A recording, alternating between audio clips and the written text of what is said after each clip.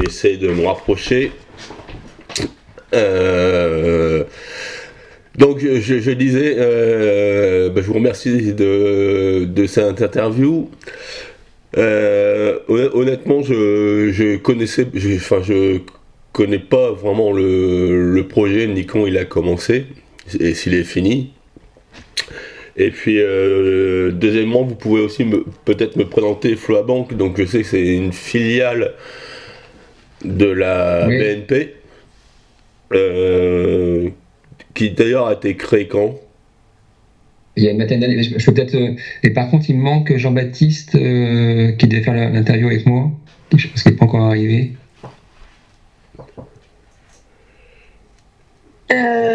Oui. Normalement, il est sur une invitation, mais je ne lui vois pas dans la salle d'attente. D'accord. Bon, je peux commencer pour présenter Flora. Ouais, je veux bien, ouais. Donc c'est. Oui, donc effectivement, Flora, c'est une fintech basée à Bordeaux qui a été rachetée en 2022 par BNP Paribas. On a 4 millions de clients et 15 000 partenaires e-commerçants et points de vente. Donc on est le leader du paiement fractionné en France avec plus de 30% de part de marché. Et on propose des solutions, une gamme de solutions innovantes qui permet de faciliter son paiement, en paiement en différé, paiement en 4 fois. On a aussi de l'assurance, des microcrédits, donc toute une gamme de solutions de paiement. D'accord, donc en fait vous n'êtes pas vraiment une banque, c'est-à-dire que je peux pas ouvrir un compte chez FloaBank. Non. Vous êtes plus un organisme de microcrédit pour. Effectivement, je le vois souvent sur les sites payés en 4 fois gratuitement avec FloaBank. Après, on a aussi des cartes de crédit un peu plus classiques comme ce que vous avez en magasin dans certaines enseignes. Mais alors, ce sont des cartes qui sont acceptées par tous les magasins ? Par une gamme de commerçants, pas tous les magasins, mais par une gamme de commerçants, oui. D'accord. Ok. Donc on va revenir à votre projet.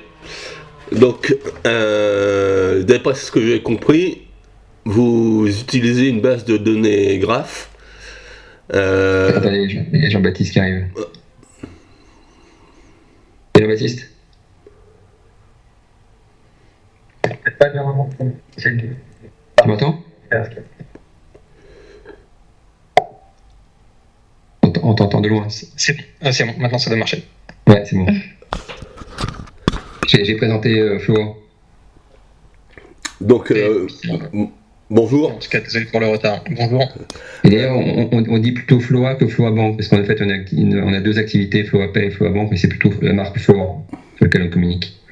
D'accord. Parce que moi j'ai vu FloaBank, ok. Donc c'est Floa quoi.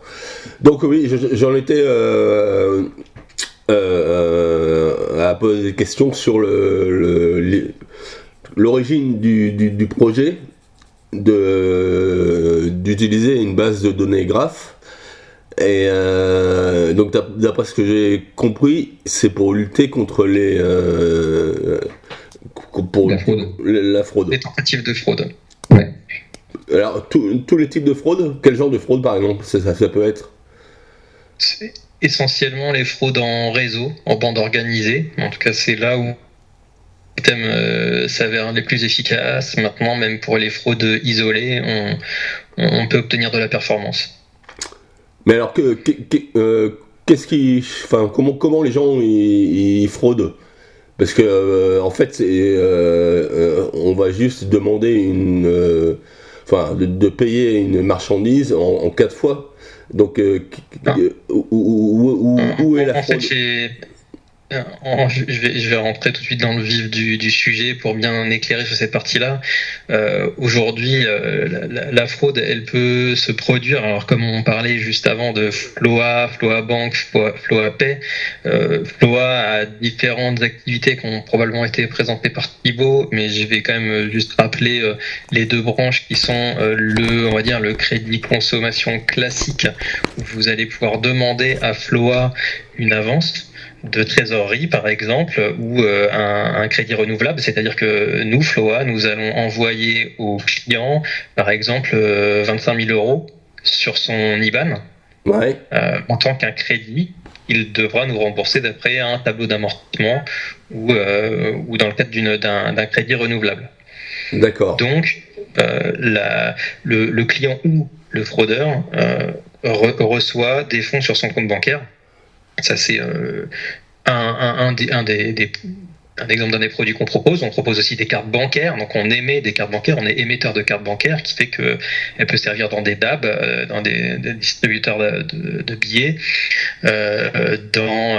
chez tous les commerçants de la planète, pour pouvoir accepter des paiements. Et ensuite, ces paiements-là, on va venir les prélever sur l'IBAN que nous a donné le client à l'entrée en relation.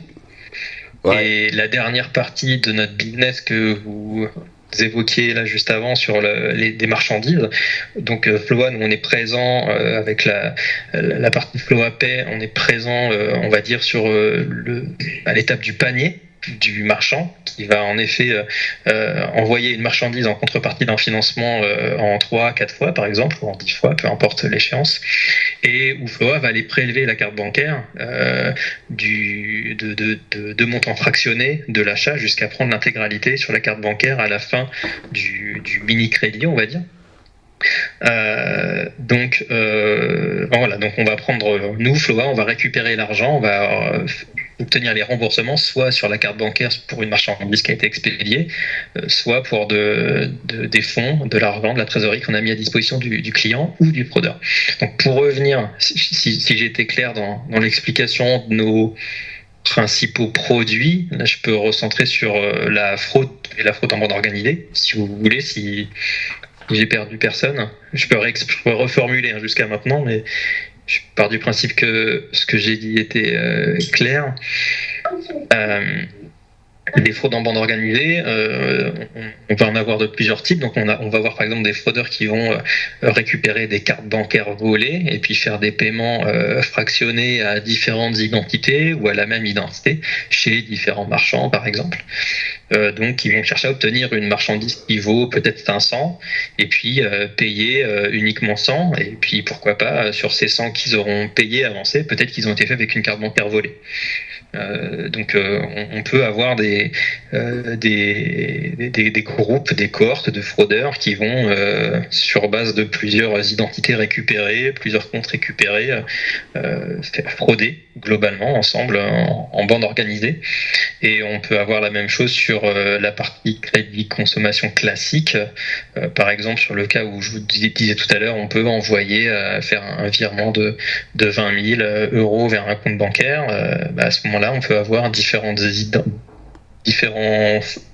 seul fraudeur ou différents fraudeurs qui vont nous soumettre des pièces d'identité liées à des usurpations d'identité ou falsifiées pour obtenir plusieurs fois des fonds sur différents comptes bancaires par exemple.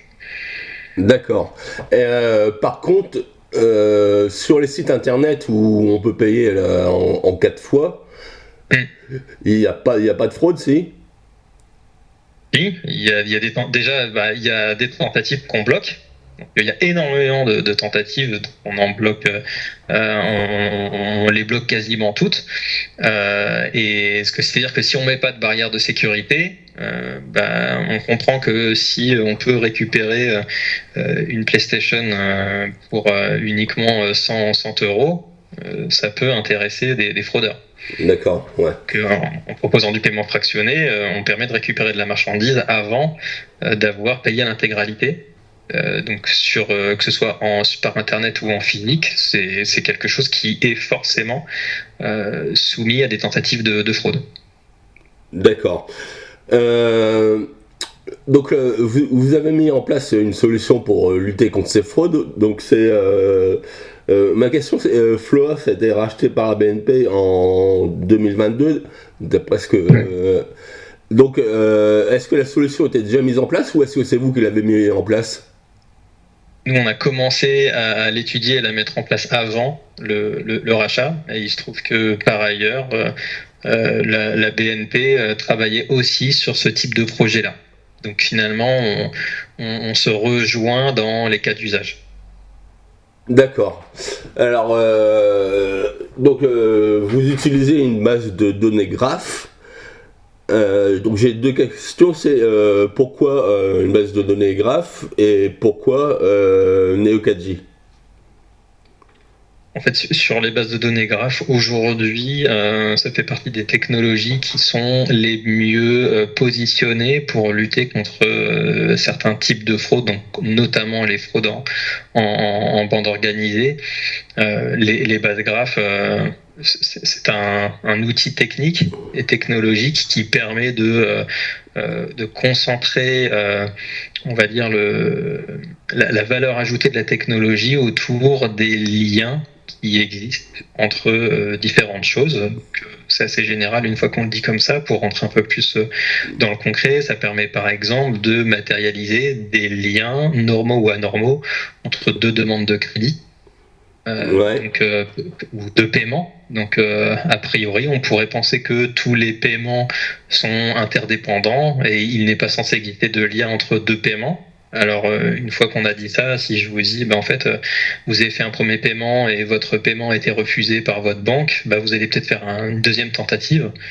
Cette fois-ci, peut-être avec une autre carte bancaire ou peut-être après avoir alimenté le compte donné. Donc, finalement, dans certains cas de figure, on va avoir des choses qui vont établir des liens entre deux demandes de crédit qui vont être normales.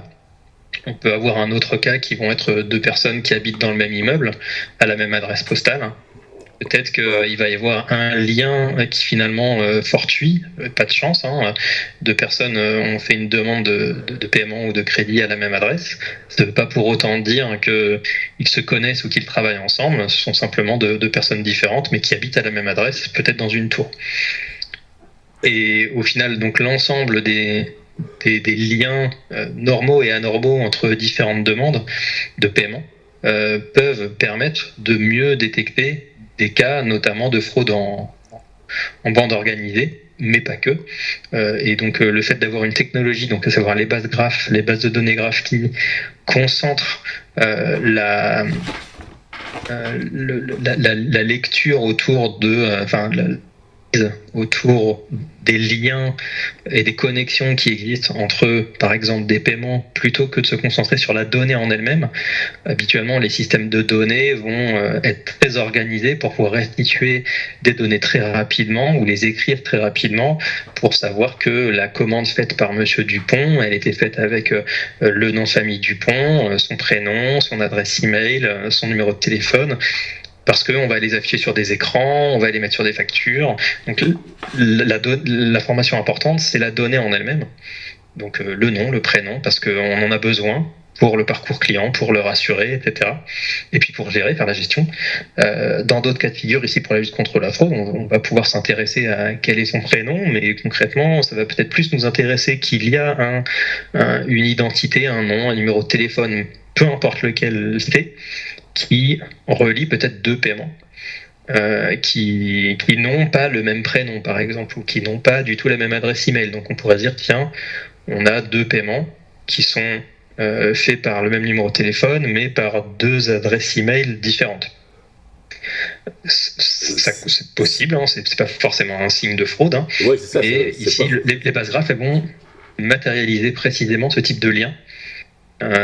Et permettre de jouer avec beaucoup plus facilement. Et un petit peu ce qui est assez intéressant, c'est que si on fait le parallèle avec ce avec quoi on est confronté aux liens au quotidien dans nos vies personnelles, l'analogie ou les deux analogies qu'on pourrait donner, c'est peut-être les réseaux sociaux.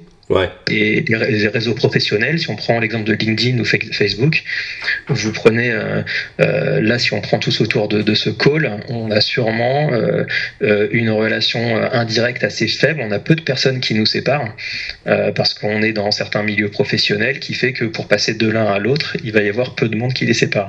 Et aujourd'hui, les réseaux professionnels et les réseaux sociaux utilisent beaucoup ce type de représentation pour pouvoir établir des liens entre des personnes, parce que c'est important pour les réseaux sociaux d'établir des liens entre des personnes. Au niveau de la fraude, il est important pour nous d'établir des liens entre des clients, il en existe. Et puis peut-être que si on parlait d'un marchand, donc là c'est pas du tout notre activité sur ce que je vais dire là dans quelques secondes. Et un marchand pourra lui s'intéresser aux liens qu'il y a entre des produits que différents clients achètent pour peut-être pouvoir faire des moteurs de recommandation et se dire tiens, j'ai un client qui a commandé cet article-là, habituellement mes autres clients qui achètent cet article-là achètent cet autre article-là avec, qui va faire que le marchand va pouvoir émettre des recommandations aux clients d'acheter ce que les autres achètent habituellement. Et ce type de système-là peut très facilement grâce aux bases graphes, ça peut simplifier une partie du job. Donc peut-être certains le font sans, d'autres le font avec. D'accord. Vous m'aviez dit que vous aviez commencé avant 2022, puisque la BNP s'intéressait au sujet. Est-ce que la BNP utilise aussi cette solution finalement ? Oui, il y a déjà eu des articles dans la presse, donc je peux vous dire oui. D'accord. Ok, et donc c'est quand exactement quand vous avez commencé à réfléchir à cette solution ? On a commencé à y réfléchir dès 2017. D'accord. Et on n'avait pas encore forcément imaginé de solutions industrielles et techniques dessus. Donc avec plutôt des démarches internes, plus, je vais pas dire artisanales, mais qui ne sont pas forcément à l'échelle. Et qui permettent de mener des travaux d'analyse, d'investigation autour des bases graphes, des concepts de graph analytics, donc d'analyse de réseau. C'est une toute autre manière de voir les données, de voir les clients, de voir les paiements. On a entamé en effet un projet d'industrialisation. On a dû commencer les travaux d'études en 2019. On a dû étudier les différentes solutions du marché, ce qui peut commencer à répondre à votre deuxième question, qui est le choix de Neo4j. Lorsqu'on a souhaité mettre à l'échelle, industrialiser pour tendre vers du temps réel, donc de la détection de fraude en temps réel avec ce type d'outil-là, on a étudié différentes solutions du marché, on a établi un benchmark, différents critères d'évaluation pour ensuite en retenir un pour faire un test grandeur nature à froid pour mesurer la valeur ajoutée et confirmer ce que l'on avait imaginé. Et alors, justement, la valeur ajoutée de Neo4j, c'est quoi ? C'est la vitesse, la facilité de mise en place ? C'est qu'ils sont aussi surtout alors oui, en tout cas, ils sont experts dans leur métier, donc ça permet d'aller beaucoup plus vite dans la compréhension du besoin, l'adéquation par rapport aux besoins que nous on pouvait avoir. Ils sont leaders sur le métier des bases graphes. D'accord. Pardon. Et ils ont aussi une grosse puissance pour nous permettre de nous adapter aux besoins d'aujourd'hui, aux besoins de demain, sans limite aujourd'hui par rapport à nos besoins. Et on a aussi été capable de les déployer sur nos propres serveurs. En tout cas, ce qui était aussi important, c'était de garder la maîtrise sur nos propres serveurs, sans pour autant, par exemple, faire appel à du cloud américain directement sur cette partie du métier. D'accord, donc nos propres serveurs, c'est notre donc qu'on a des plateformes en cloud aussi par ailleurs, et que tout ça tourne aussi indirectement sur du cloud, mais l'idée c'est qu'on est vraiment sur nos propres instances que l'on gère sans forcément externaliser complètement cette activité à un tiers. qui aurait toute l'intelligence et toute la conception à son niveau. J'ai du mal à comprendre là. Vos serveurs, ils sont chez vous ou ils sont dans un data center? Alors Thibaut, je pense que tu te laisses peut-être répondre exactement là-dessus. Moi, je suis côté métier, donc je vais pas m'avancer sur ces parties-là. Mais... Juste pour me présenter, donc moi je suis arrivé 3 semaines à la société, donc je suis encore tout nouveau sur ce projet-là. Je sais que c'est notre propre infrastructure. Vous dire sur quel cloud provider on est, je sais pas. D'accord. Mais en tout cas, vous n'êtes pas chez un Américain, quoi. Non. Je pense que là-dessus, je pense qu'on est sur du, sans trahir de secret. Après, je pense aussi qu'il y a eu des communications dans ce sens-là. Et puis, dans tous les cas, je sais qu'on aura une relecture des citations, donc on pourra les faire valider par l'IT. Mais pour moi, on est sur du cloud Azure, Microsoft Azure, mais sur du infrastructure. Mais sur des choses qui sont hébergées en Europe, donc d'accord. Peut-être même en France. En tout cas, il y a une vraie distinction sur. Quand je vais apporter cette précision-là, c'est qu'il y a des solutions sur le marché qui vont s'appuyer sur des infras Google, et puis on n'aura pas du tout le choix sur la mise en œuvre. C'est stocké sur des serveurs privés auxquels on n'a pas forcément du tout accès. Là, on s'est concentré sur des choses qui étaient complètement à notre main, avec une réversibilité qui fait que l'intégralité du code qui est géré, il est géré par nous, avec nos expertises, avec celles de Neo4j qui nous accompagnent. Et voilà, c'est quelque chose sur lequel on a complètement la main, en autonomie. Et chez vous, qui a travaillé sur le projet? C'est le RSSI, ou c'est toute la direction du système d'information? Dans l'ordre, c'est ma direction, donc c'est la direction de la lutte contre la fraude. D'accord. Donc c'est nous qui sommes à l'origine, qui avions déjà fabriqué des solutions en interne qui permettaient d'adresser ces besoins, mais pas à l'échelle. Donc on a entrepris ce projet-là qu'on a fait sponsoriser par la direction générale pour pouvoir faire un premier VP à froid, un premier POC à froid. Pour ensuite investir et là mettre toute la banque en contribution, en collaboration sur le projet, qui est un projet d'entreprise au final, qui embarque à la fois les équipes infra, techniques, IT, architecture IT, architecture data science, métier, légal, sécurité. Donc là on met, je vais pas dire qu'on met la moitié de l'entreprise sur le projet, mais on mobilise vraiment beaucoup d'acteurs pour le faire correctement. D'accord. Et, du coup, vous utilisez d'autres solutions de sécurité? Je pense. Ah oui. Ah oui, ça c'est un.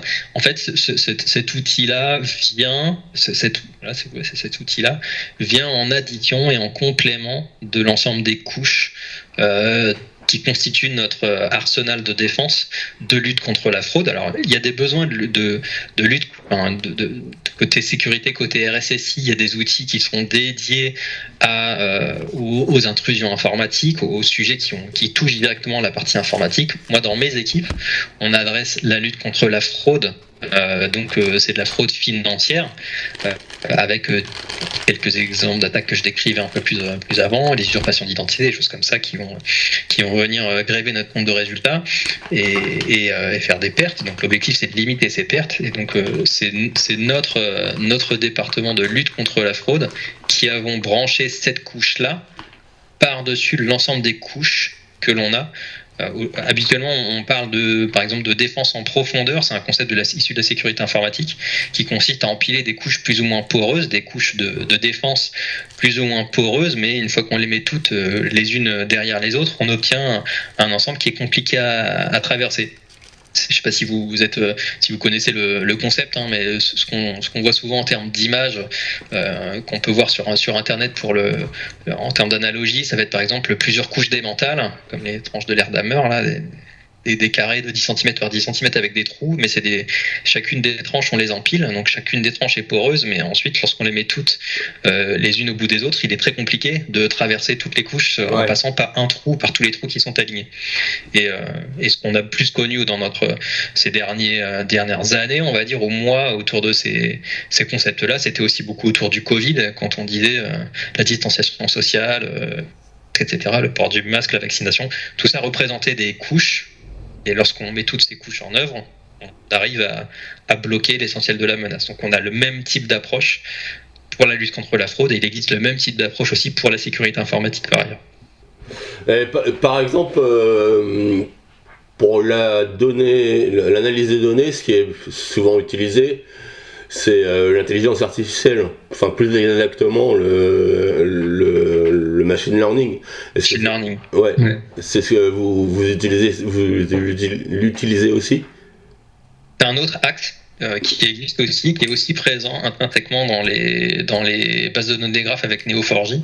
Donc on avait déjà accès au machine learning jusqu'à maintenant avec des bases de données traditionnelles et des programmes traditionnels, et la lutte contre les bases de données graphes ont aussi leur versant de machine learning avec des techniques qui sont un petit peu différentes, mais qui adressent aussi ces principes de data science notamment. Et c'est aussi pour ça, vous verrez si vous cherchez sur Internet la graph data science. Donc on connaît beaucoup, on entend toujours parler de data science. Il existe une branche spécialisée de data science qui s'appelle la graph data science, qui justement permet d'adresser l'intelligence artificielle et aussi le machine learning à travers ce type de système spécifique. Au même titre qu'on peut parler de data analytics dans le monde traditionnel de data, et il existe la graph analytics ou la graph data analytics qui se concentre sur cette approche graph, parce que ce qu'on n'a pas encore dit, mais ce qui est important de bien comprendre, c'est que la graph data science et plus largement les bases de données graphes, elles s'inspirent de concepts mathématiques. Ouais, c'est la théorie des graphes. La théorie des graphes, exactement. Ouais. Et donc la théorie des graphes nous apporte des métriques, des concepts qui sont propres aux graphes, qui permettent, si demain vous voulez aller de Paris à Bordeaux, vous mettez Waze et puis il va vous dire par où passer, ou si vous êtes dans Paris, vous voulez aller de la gare Montparnasse à la gare Saint-Lazare, en fait la RATP va vous proposer le chemin le plus court, et si elle le fait rapidement, c'est aussi probablement qu'elle fait appel à ce type de technologie-là qui va mesurer le chemin le plus court entre deux villes, deux stations, et en évitant de prendre les chemins les plus longs. Et tous ces calculs-là, ils sont possibles rapidement grâce à la théorie des graphes. Parce que si on doit faire la somme de toutes les sections de route de la France pour à la fin dire en fait la combinaison la plus courte c'est ces 36 routes là parmi les milliards de combinaisons qu'il existe sur toutes les petites rues et impasses de France, pour que ça fonctionne, il faut forcément faire appel à ce type de technologie là, qui va par exemple mesurer si on reprend le sujet de la fraude, qui va mesurer dans une communauté. Donc la communauté, on peut imaginer une sorte de voie lactée, on va dire, de plein d'étoiles qui sont connectées les unes avec les autres lorsqu'on a des fraudeurs qui sont organisés. On va avoir des métriques qui vont être intéressantes, à savoir quel est le chemin le plus court pour traverser les deux points les plus éloignés de cette sorte de galaxie voie lactée nébuleuse. Et une fois qu'on l'aura calculé, le nombre d'étoiles qu'il y a, donc le nombre d'individus, de paiements qu'il y a dans cette nébuleuse, en fait, le ratio entre ce nombre de points et la distance la plus longue pour traverser le graphe, qu'on appelle le diamètre, le ratio entre ces deux-là va être déjà en soi prédictif d'un réseau de fraude, ou au contraire d'un client qui a fait plusieurs tentatives et qui n'est pas un fraudeur. D'accord. Est-ce que vous avez des chiffres, est-ce que vous avez vu l'efficacité de la solution, c'est-à-dire que vous détectez plus de fraude, plus exactement de tentatives de fraude qu'auparavant? Oui, alors on va pas forcément pouvoir vous donner de chiffres là, des choses qui vont rester malheureusement confidentielles. Ce que l'on sait, c'est qu'avec ce type d'outil-là, on peut voir de la fraude qui était jusqu'alors invisible, parce que en fait, il y a des liens qui n'avaient pas forcément été calculés, fabriqués, et donc on pouvait pas forcément imaginer que 2 commandes différentes avaient été faites par les mêmes personnes. Alors évidemment, savoir que deux paiements sont en lien, ça on peut le faire facilement sans base de données graph. Par contre, si 2 commandes sont en lien et que pour passer d'une commande à l'autre, il faut passer par 36 autres commandes qui, grâce à ces 36 commandes, permettent de les connecter, et que si on enlève une de ces 36-là, les 2 commandes en question ne sont plus connectées. Voilà, les graphes permettent d'avoir une meilleure connaissance, une meilleure visibilité de la fraude et de pouvoir mieux la bloquer. Par contre, je pourrais pas vous dire, on a des chiffres, mais je pourrais pas vous communiquer de chiffres de capacité à mieux la détecter, mais c'est des gros chiffres. D'accord. En termes de connaissance de la fraude, on est sur un boost à 2 chiffres en termes de pourcentage. D'accord, donc économiquement, c'est rentable, quoi. Ah oui. D'accord. Sinon, on ne le ferait pas. En tout cas, on pourrait quand même le faire, parce que les enjeux de lutte contre la fraude sont des enjeux qui dépassent les simples enjeux financiers, parce que l'objectif pour nous, c'est aussi de maximiser l'expérience client. Donc à travers expérience client, on compte aussi les éventuelles victimes de fraude. Donc on a envie de préserver tous les citoyens qui pourraient être embarqués dans des fraudes. Mais en tout cas, économiquement, nos calculs nous amènent vers de la rentabilité. D'accord. Et la mise en œuvre, vous avez été accompagné par Neo4j. On a été accompagné par 2 sociétés partenaires, à savoir Neo4j et Linkurious. Linkurious propose une approche visuelle dédiée à la lutte contre la fraude par-dessus les bases de données graph proposées par Neo4j. Donc chez Floa, ce projet, on l'a baptisé NeoLink. Donc Neo pour Neo4j, Link pour Linkurious. Donc cette contraction, en fait, c'est le regroupement c'est le fait de pouvoir utiliser la solution d'alerting et de visualisation de Linkurious branchée sur les bases de données graph de Neo4j. Linkurious, ça s'écrit comme Link et Curious, curieux. Et c'est Link avec un K comme Link, en effet, et après derrière c'est Urious. Urious, d'accord. Urious, tout en un seul mot. Ok. Est-ce que, ça sera peut-être ma dernière question d'ailleurs, est-ce que vous avez des développements qui sont encore prévus sur votre plateforme? Autour de la lutte contre la fraude, oui, parce qu'on a toujours plein de cas d'usage à venir y ajouter, et puis pour affiner, améliorer les modèles. Donc on va pouvoir rentrer un maximum de nos traitements dans ce type de système-là. Et puis après, sur le reste, hors fraude, peut-être que Thibaut vient de nous rejoindre, mais il a peut-être déjà des choses... Effectivement, c'est une technologie qui permet plein de cas d'usage. Chaque leçon des possibles est presque infinie. Notamment, on imagine les cas d'usage autour de la supervision de la vente en ligne, des cas d'usage sur tout ce qui est recommandation, cross-sell de produits, la lutte contre le blanchiment ou le terrorisme. On a pas mal d'autres. Pareil, aussi des cas d'usage de détection de fraude en call center. La reconnaissance client aussi, peut-être. Reconnaissance client. Donc on n'a pas encore défini quelles étaient en priorité les autres cas d'usage, mais c'est pour ça que la direction data est impliquée dans le projet avec la direction des fraudes, c'est qu'on se dit que ça peut bénéficier à bien d'autres pôles de Floa, notamment le marketing, les ventes, y compris l'IT. C'est quoi les fraudes dans les call centers?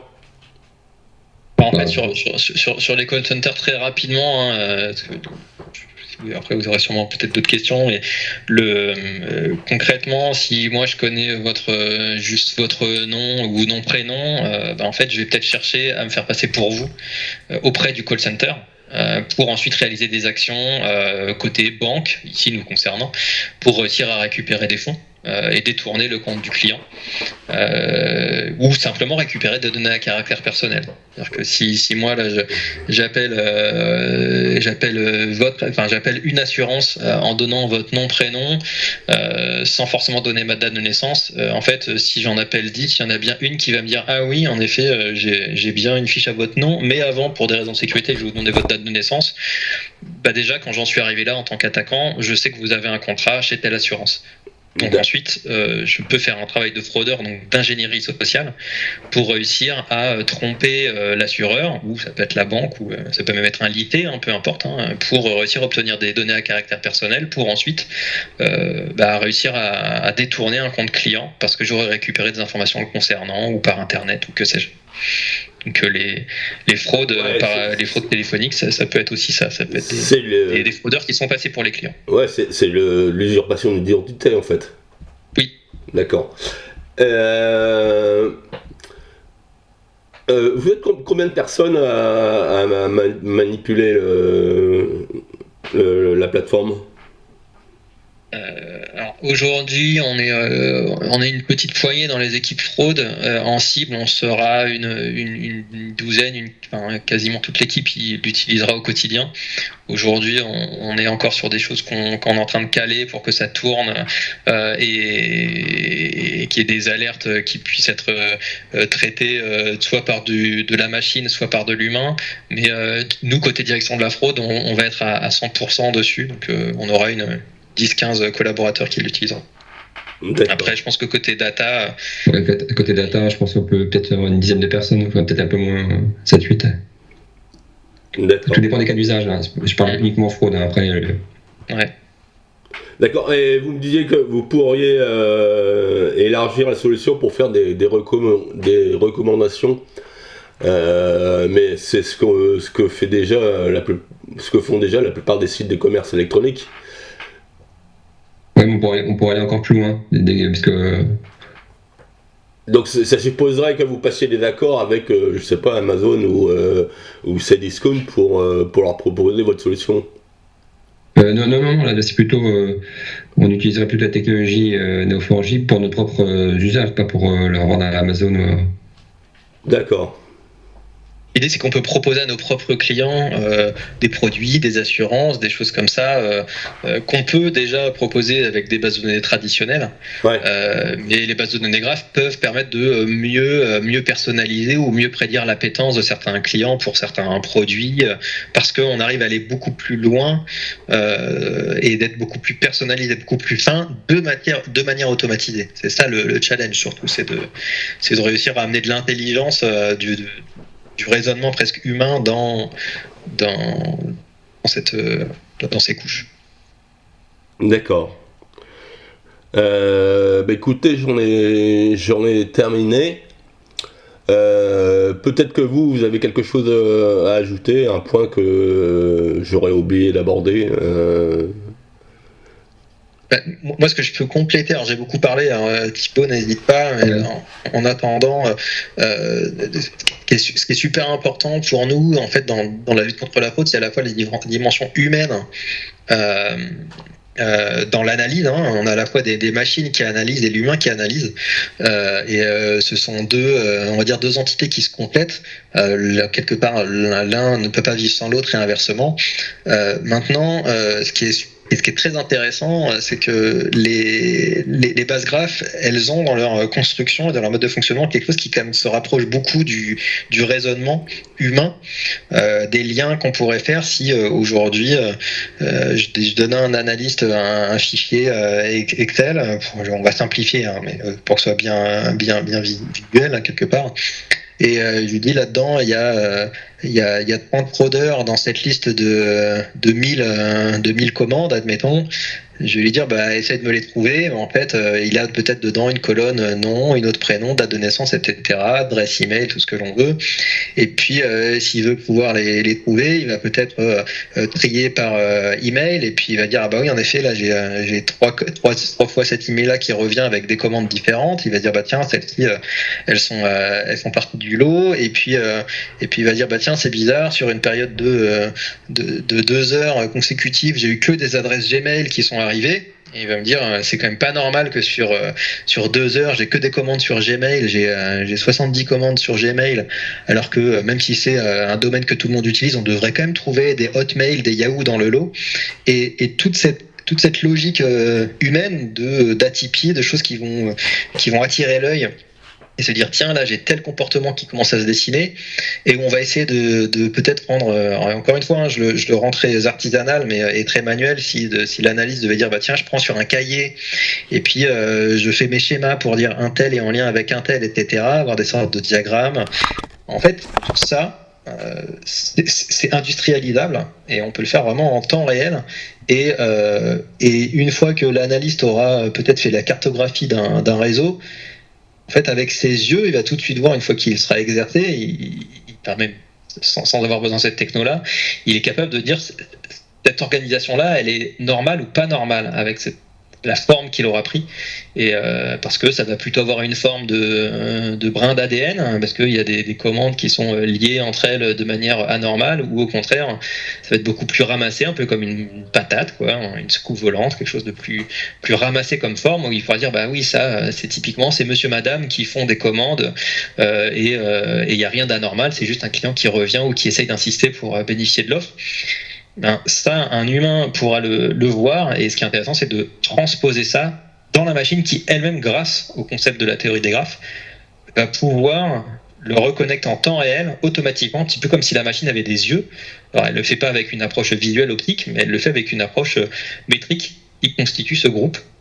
Et c'est ça qui est très intéressant, c'est de pouvoir mettre la logique humaine, qui marche quand même vachement bien, mais qui est limitée en termes de temps à passer et en termes de ressources, c'est de pouvoir mettre comme une armée de milliers d'analystes dans la machine, et qui permet de réduire les temps de traitement et de proposer des expériences clients fluides et sécurisées aux clients, sans forcément qu'on dise au client il faut attendre 2 jours avant qu'on lui fasse un retour sur l'offre crédit ou sur le financement d'un bien. D'accord. Ok. Peut-être un point ici pour rajouter, peut-être Ouais. en conclusion, c'est de dire que cette nouvelle technologie là de base graph, c'est vraiment une vraie révolution sur le marché. C'est comme si on passait du monde des fichiers au monde de la base de données. Je pense que la rupture elle est aussi forte, donc ça nécessite une montée en compétences des équipes aussi pour appréhender cette technologie, la data et tous les processus associés. Donc il y a un enjeu aussi conduit des changements assez importants pour les équipes data et fraude, je pense, mais qui apportent de la valeur. Mais on est vraiment sur des technologies un peu innovantes. Ouais, parce que c'est dans le principe, c'est quand même assez compliqué, quoi, une base de données graph. Oui, c'est le. Enfin, comme on disait tout à l'heure, c'est la théorie des graphes qui est en maths, donc c'est pas accessible à tout le monde, quoi. Sans formation, quoi. Non, si, c'est vrai. Hein. Enfin, il y a un vrai côté où il faut se mettre dedans, et il faut avoir parfois des besoins pour pouvoir en avoir vraiment besoin. Pour le coup, c'est que si on montre des graphes compliqués à quelqu'un qui n'est pas du tout habitué, il va dire mais moi j'ai d'autres choses à faire. Moi j'ai des problématiques au quotidien et j'ai pas le temps de faire joujou avec des formes. Ouais. Mais oui, il doit y avoir quand même un coût de monter en compétence à la fois sur la partie technique et aussi fonctionnelle. Nous on le voit. Hein, lorsqu'on a fait venir Neo4j, on savait déjà ce qu'on voulait, parce qu'on avait déjà beaucoup travaillé dessus avec nos propres outils qu'on avait fabriqués, donc on a gagné beaucoup de temps dans la compréhension du besoin. Même Neo4j n'a pas eu à nous convaincre de l'intérêt des graphes, c'est nous qui sommes allés vers eux en disant on veut s'équiper en solution graph, on veut faire un test avec vous, on sait ce que l'on veut. Maintenant vous allez pouvoir nous apporter de l'expertise sur l'état de l'art. Et c'est là où les éditeurs qui font ça en tant que métier principal nous amènent à l'état de l'art. Mais en effet, il faut déjà avoir un niveau de maturité pour se lancer dedans, ou sinon il faut que les éditeurs fassent de la prospection et essayent de convertir leurs clients. Ouais. Ok, parfait. Je vous remercie. Si vous le souhaitez, bon, je peux pas vous faire relire tout le papier, mais je peux faire relire vos citations. Oui, de toute façon, on devra forcément les soumettre à la communication, donc oui, on en aura besoin, surtout pour ces sujets qui sont sensibles. D'accord. Par contre, quand je vous enverrai les citations, il faudra que ça aille assez vite quoi, pour les valider. Je suis pas. Pardon ? Je ne suis pas trop inquiet, pardon. Nos équipes de communication ont l'habitude de traiter ces sujets-là, et nous aussi, donc on essaiera de faire au plus vite, mais en une semaine, ça doit largement tenir. Ok, ouais, bon, de toute façon, le papier, là je pars à l'étranger, donc je vais l'écrire la semaine prochaine. Et puis voilà, je vous enverrai les citations.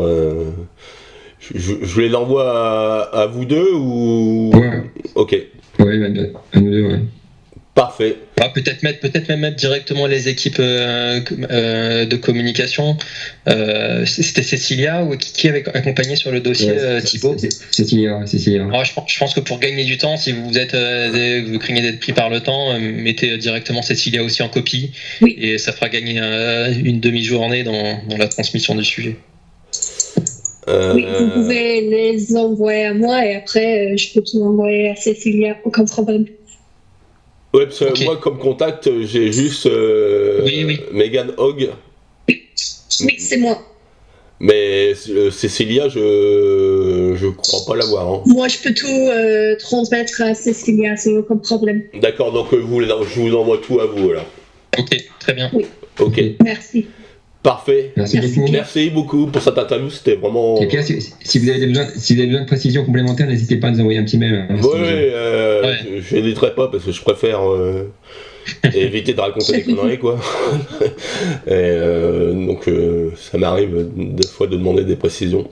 Et non, je vous remercie parce que c'était vraiment très intéressant. Et je vous souhaite une bonne après-midi alors. Merci beaucoup. Bon après-midi. Merci, au revoir. Merci, au revoir. Au revoir.